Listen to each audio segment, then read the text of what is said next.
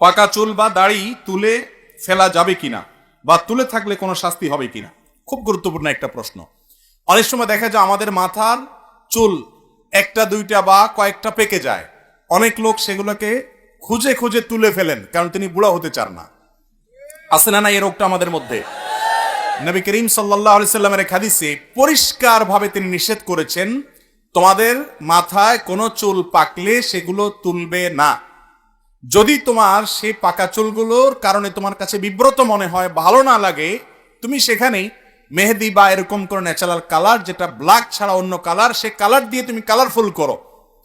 এবং বিশেষ করে কোন চুলের ফাঁকে ফাঁকে আজকাল তো মেহেদি জাতীয় কালার করলে সেটা একদম স্টাইলও হয়।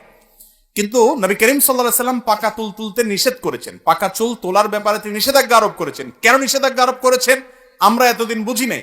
আমি গত কয়েকদিন আগে এই নিয়ে অনলাইনে ঘাটাঘাটি করতে করতে দেখলাম যে পৃথিবীর অনেক দেশের বড় বড় বিজ্ঞানীরা গবেষণা করে রীতিমতো এগুলোর উপরে অনেক দারুণ দারুণ তথ্য আমাদেরকে দিয়েছেন। এর মধ্যে একটা তথ্য বাংলাদেশের সম্ভবত চ্যানেল আইতে, চ্যানেলের অনলাইনে এবং আরো কয়েকটা জাতীয় দৈনিকে এই গবেষণাগুলোর উপরে বেশ কয়েকটা রিপোর্ট প্রতিবেদন আমি দেখেছি।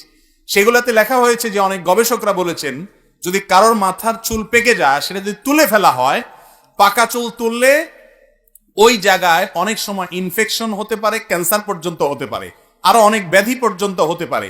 আর এছাড়াও এটা নানা দিক থেকে মানুষের স্বাস্থ্যের জন্য ক্ষতিকর, এজন্য বিজ্ঞানও নিষেধ করে। মজার বিষয় হলো আমার নবী করিম সাল্লাল্লাহু আলাইহি সাল্লাম যেটা 1400 বছর আগে নিষেধ করে রেখে দিয়েছেন, কেন নিষেধ করেছেন আমাদের বুঝে আসে নাই।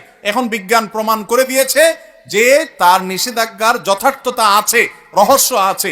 এখান থেকে বোঝা গেল কোরআন হাদিসে কোনো কিছু যদি আদেশ করে, কোনো কিছু যদি নিষেধ করে, আমাদের বুঝে আসুক আর না আসুক, সেটা মানার মধ্যেই কল্যাণ আর না মানার মধ্যে অকল্যাণ। অতএব মাথার চুল যদি পেকে যায় তো সেগুলো তোলা এটা ভালো না, স্বাস্থ্যের জন্য ক্ষতিকর প্রমাণিত। নবী করিম সাল্লাল্লাহু আলাইহি ওয়াসাল্লাম হাদিসেও সেটা নিষিদ্ধ।